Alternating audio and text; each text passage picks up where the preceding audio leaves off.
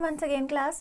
आज के video lecture में हम देखेंगे अबाउट सेक्सुअली ट्रांसमिटेड डिजीज़ और एसटीडीज़ भी हम उनको बोलते हैं या वेनरियल डिजीज़ के बारे में हम देखेंगे। ठीक है, सेक्सुअली ट्रांसमिटेड डिजीज़ जो सेक्सुअल कॉन्टैक्ट्स के थ्रू जो है एक पर्सन से दूसरे पर्सन में फैलती हैं और इनको हम वेनरियल डिजीज़ भी बोलते हैं। These are also known as venereal disease.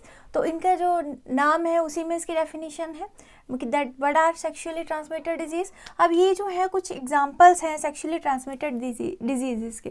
These are the name of the disease, okay, and these are the pathogen जिसके कारण से ये होती हैं उनको हम पैथोजन बोलते हैं। अब देखिए ये एक दो नाम आपको याद रखने पड़ेंगे, जैसे बोर्ड एग्जाम के लिए name any two sexually transmitted disease, इस तरह से क्वेश्चन आपको आ सकता है। तो यहाँ से आपने क्या करना है, कोई भी दो सेक्सुअली ट्रांसमिटेड डिजीज है उनके नाम याद रख लेने हैं और किसके पैथोजन की वजह से वो हो रही हैं। This are the name of the pathogen. जो भी डिजीज़ कॉज करता है, कोई भी बीमारी कॉज करता है, उसको हम बोलते हैं पैथोजन। तो ये जो है वो पैथोजन का नाम है। तो first chlamydia. Chlamydia is a sexually transmitted disease. ये जो है वो क्लेमाइडिया ट्रैकोमैटिस से होती है and this is A bacteria. ये भी हमें याद रखना है, ये एक बैक्टीरिया का नाम है। ठीक है, ये एक बैक्टीरिया है। So chlamydia is a sexually transmitted disease as well as it is a bacterial disease. ठीक है, वो सेक्सुअली ट्रांसमिटेड डिजीज़ तो है लेकिन ये बैक्टीरियल डिजीज़ भी है कि बैक्टीरिया के थ्रू हो रही है। Chlamydia trachomatis is a bacteria, तो बैक्टीरिया के थ्रू हो रही है, so it is also a bacterial disease. Okay, इनके बारे में जो इतनी भी टाइप्स ऑफ डिजीज़ हैं उनको हम यूनिट 3 में डिटेल में पढ़ेंगे। अब इन्हीं डिजीज़ क्या होती हैं, कितने टाइप्स की होती हैं, तो वो हम पढ़ेंगे यूनिट 3 में। ओके, अभी हम सिर्फ थोड़ी सी हम सेक्सुअली ट्रांसमिटेड डिजीज़ जो है इसमें देखेंगे ना। अगली है गॉनरिया। इसका जो पैथोजन है वो है Neisseria gonorrhoeae. This is also a bacteria, ये भी एक बैक्टीरिया है, ये भी हमें याद रखना है। अगली है trichomoniasis. This is caused by Trichomonas vaginalis, ये एक प्रोटोजोआ है। सो ट्राइकोमोनियासिस जो है वो एक सेक्सुअली ट्रांसमिटेड डिजीज़ तो है, साथ में एक प्रोटोजोअन डिजीज़ भी है जो प्रोटोजोआ के थ्रू हो रही है, किसी भी प्रोटोजोआ के थ्रू हो रही है। So this is also a protozoan disease. Genital warts, ये ह्यूमन पैपिलोमा वायरस के थ्रू, नाम में इसका लिखा है this is a viral disease. ठीक है, ये वायरस के थ्रू हो रही है। Genital herpes, herpes simplex virus और साइफिलिस ट्रिपोनिमा पैलिडियम, तो ये भी क्या है, एक बैक्टीरिया है। ठीक है, this is also a bacterial disease. और लास्ट में AIDS. This is a viral disease. इसका जो पैथोजन है, काउजिंग एजेंट है, वो कौन सा है, human immuno deficiency virus, that is HIV। ये आपने बहुत बार सुना है HIV। ठीक है, इसकी फुल फॉर्म क्या है, ह्यूमन इम्यूनो डेफिशिएंसी वायरस। इसको हम डिटेल में अगेन यूनिट 3 में पढ़ेंगे, वहाँ पे पूरा है कि इस टॉपिक के ऊपर नोट लिखिए, एड्स के ऊपर नोट लिखिए, तो वहाँ पे हम इसकी सारी चीज़ें पढ़ेंगे, सिम्टम्स के और ट्रीटमेंट है कि नहीं है, इंक्यूबेशन पीरियड जो भी होता है वो हम वहाँ पे पढ़ेंगे। ठीक है, इतने ज़्यादा डिस्कस नहीं करेंगे अभी यहाँ पे। अब देखिए यहाँ पे हम सिम्टम्स जो हैं इन डिजीज़ के डिस्कस कर लेते हैं। सबसे पहले क्लेमाइडिया। अब देखो इसमें जो है क्लेमाइडिया को हम बाद में देखते हैं 1 बाय 1। पहले जो है इन जो सेक्सुअली ट्रांसमिटेड डिजीज़ है उनके सिम्टम जो होते हैं वो स्टार्टिंग के स्टेज में हमें देखने को नहीं मिलते हैं। जब थोड़ा टाइम बीत जाता है उसके बाद इसके सिम्टम्स जो है वो नज़र आते हैं।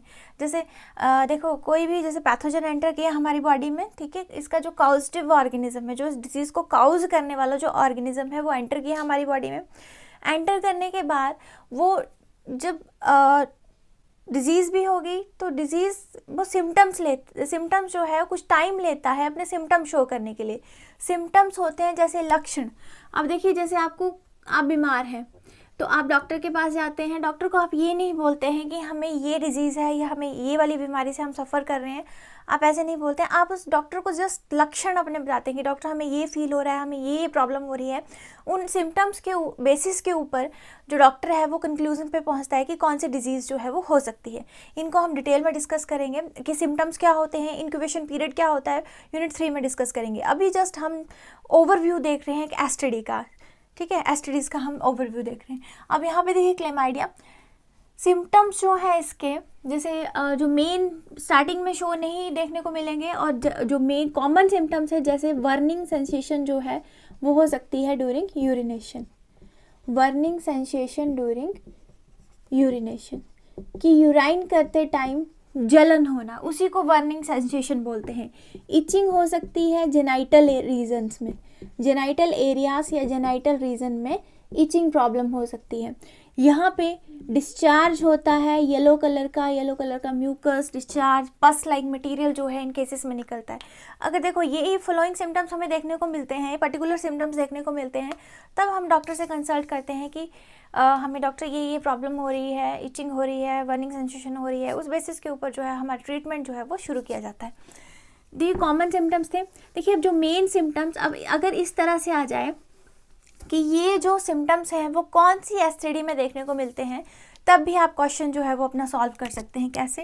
जैसे यहाँ पे येलो कलर का पस या येलो कलर का म्यूकस जो है जेनाइटल रीजन से सिक्रेट होता है, और यहाँ पे लाइक पेन होना ड्यूरिंग क्वार्टर्स, यूरिनेशन के टाइम पेन होना, बर्निंग सेंसेशन होना, इस तरह के सिम्टम्स जो है वो देखने को मिल सकते हैं।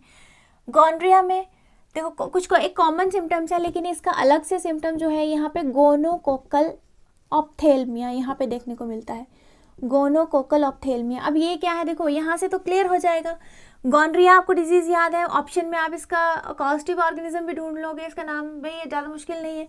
यहाँ पे आप गोनोकोकल ऑप्थेल्मिया, सिम्टम्स भी इसका गोनोकोकल अच्छे से आप आसानी से ट्रेस कर सकते हैं कि गोनोकोकल ऑप्थेल्मिया यानी गॉनरिया डिजीज़ में ही होगा। होता क्या है ये, यहाँ पे बेबीज़ की आइज़ जो हैं वो इफेक्ट हो जाती हैं, कि बेबीज़ की आइज़ जो हैं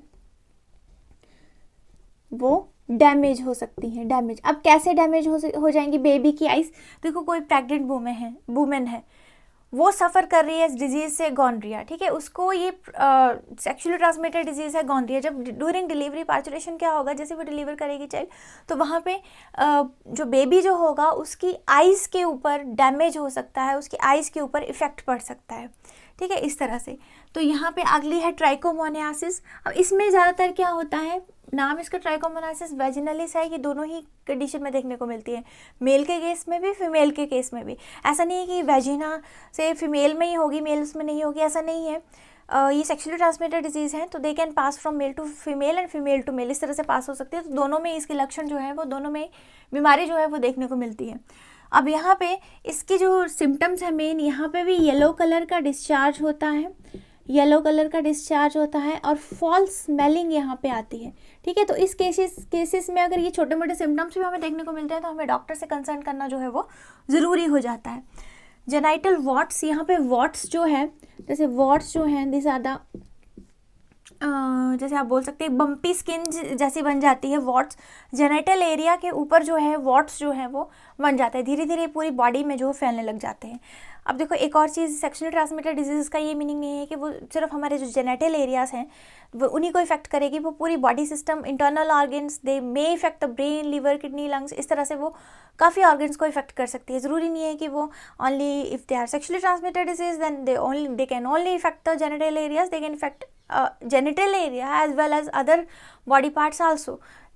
अब आगे देखिए जेनेटल हर्पस सिम्प्लेक्स वायरस, ठीक है, इसमें क्या होता है, इसमें जो मेन इसका सिम्टम्स है, यहाँ पे रेडिश कलर के अल्सर जो हैं वो देखने को मिलते हैं, रेडिश कलर के अल्सर्स देखने को मिलते हैं। अगर ये पूछा जाए आपसे कि रेडिश कलर के अल्सर जो है वो कौन सी डिजीज़ में देखने को मिलते हैं, तो वो देखने को मिलते हैं genital herpes which is called due to herpes simplex virus. यहाँ पे याद हो जाएगा आपको सब कुछ, बाद में रिवीजन देने पड़ेगी, नहीं तो आपको भूल जाएगा, ठीक है। आगे देखिए साइफिलिस जो है दिस इज अगेन है बैक्टीरियल डिजीज़, और इसका जो है लंबे चौड़े सिम्टम्स की डिटेल जो है आपके बुक में थोड़ी सी दी है, तो हम इसको सिम्टम्स जो है वो देख लेते हैं। इसमें देखो 3 स्टेजेस बनती हैं, प्राइमरी, सेकेंडरी एंड टर्शरी। अब देखो क्वेश्चन ऐसे आए कि प्राइमरी सेकेंडरी स्टेजेस हमें किस में देखने को मिलती हैं, कौन से डिजीज़ में देखने को मिलती हैं, तो वो साइफिलिस में देखने को मिलती हैं। यहाँ पे प्राइमरी स्टेज में क्या होता है, देखो यहाँ पे सबसे पहले अल्सर्स बनते हैं जिनको हम प्राइमरी स्टेज में चांसर्स बोलते हैं, एंड दे आर पेनलेस, ठीक है, दे आर पेनलेस। तो पेशेंट सोचते हैं अभी दिखाने की ज़रूरत नहीं है, हमें पेन तो हो नहीं रही, ऐसे अल्सर बने होंगे, हमें पेन हो नहीं रही, तो ये धीरे धीरे इसी जो है इग्नोरेंस के चलते वो सेकेंडरी में चेंज हो जाता है, फिर टर्शरी में चेंज हो जाता है। हालांकि ये टाइम लेता है, ईयर्स लेता है, फिर भी जो है वो पेशेंट जो है वो इग्नोर करते हैं, उसकी वजह से जो बीमारी जो है साइफिलिस हो जाती है, और ये प्राइमरी सेकेंडरी फिर टर्शियरी स्टेज में चेंज हो जाती है। देखो ये पेनलेस है, यहाँ पे ये तो है जेनिटल एरियाज को तो इफेक्ट करते ही हैं, साथ में हमारे इंटरनल बॉडी ऑर्गन्स को जैसे लीवर, जैसे कि हार्ट, इसको ये इफ़ेक्ट करना स्टार्ट कर देते हैं। अब ये जो है अल्सर पेनलेस होते हैं, ये धीरे धीरे जो है वो हार्ड हो जाते हैं और धीरे धीरे जो है अपने आप ही हील अप हो जाते हैं। अब प्राइमरी स्टेज, ये है प्राइमरी स्टेज के लक्षण। ये है। सेकेंडरी स्टेज में क्या होता है, सेकेंडरी स्टेज में ये जो दे इफेक्ट, यहाँ पे स्किन लेसन्स बनते हैं, इसके बाद स्किन के ऊपर रैशेस आ जाती हैं, हेयर लॉस जो है वो शुरू हो जाता है। ये भी जो है वो इसके सेकेंडरी स्टेज में जाके लक्षण है। देखो they affect the genital areas and they affect the other areas also, ठीक है, जैसे कि पहले बताया। तो यहाँ पे स्किन के ऊपर, पूरी बॉडी के ऊपर लेसन्स बनेंगे, रैशेस बनेंगे, यहाँ पे हेयर लॉस जो है वो होना स्टार्ट हो जाएगा। टर्शरी में क्या होगा, they affect the internal organ. Secondary stage में जो ट्रिपोनीमा पैलेडियम है वो वेरियस बॉडी पार्ट्स को इन्वेड करता है वहाँ पे, ठीक है, इन्वेड करता है, उनको मल्टीप्लाई करता है, अपने आप को इन्फेक्ट करता है हमारे अदर बॉडी ऑर्गन्स को। तो इस तरह से ये वो इफेक्ट करते हैं। So they are divided into 3 stages, primary, secondary and tertiary. Primary में चांसर्स बनेंगे सिंपल, दे आर पेनलेस अपने आप ही हील अप हो जाएंगे। कुछ सालों बाद, कुछ टाइम बाद वो सेकेंडरी में चेंज होंगे, सेकेंडरी में हमारे स्किन को इफेक्ट करना शुरू कर देंगे। और लास्ट स्टेज जब टर्शरी आएगी तब वो हमारे इंटरनल बॉडी ऑर्गन्स को भी धीरे धीरे जो है वो इफेक्ट करना स्टार्ट कर देंगे। ओके, तो लास्ट में है एड्स। देखो इसको भी हम यूनिट 3 में पढ़ेंगे डिटेल में, which is caused bye HIV, causal organism या पैथोजन इसका, जिसके थ्रू बीमारी होती है, पैथोजन, ठीक है, तो वो है HIV, ठीक है। इसको हम यूनिट 3 में पढ़ेंगे। वैसे इसके बारे में आपने बहुत कुछ सुन रखा है, ऐड जो है वो देते ही रहते हैं इसके बारे में, टीवी में आप ऐड देखते ही रहते हैं इसके बारे में, इसके क्या लक्षण हैं, कैसे इसके बचा जा सकता है, ठीक है। तो इसमें लिखना आपके लिए ज़्यादा मुश्किल नहीं है क्योंकि ये आपने बहुत बार देखा हुआ है। चलो बाकी चीज़ें जो है वो आप याद रख लेंगे, 2 या 3 आपको STD के नाम याद होने चाहिए।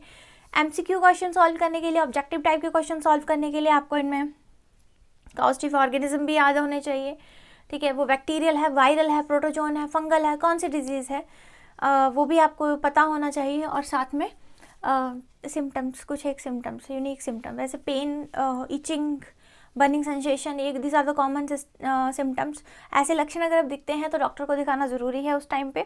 और यहाँ पे जो अगर पास लाइक डिस्चार्ज होता है जेनिटल एरिया से, फॉल्स स्मेलिंग है, तब भी डॉक्टर को दिखाना जो है वो कंसर्न, उसको इग्नोर नहीं करना है, तब वहाँ पे डॉक्टर को जो दिखाना जो है वो ज़रूरी है। Okay, thank you class.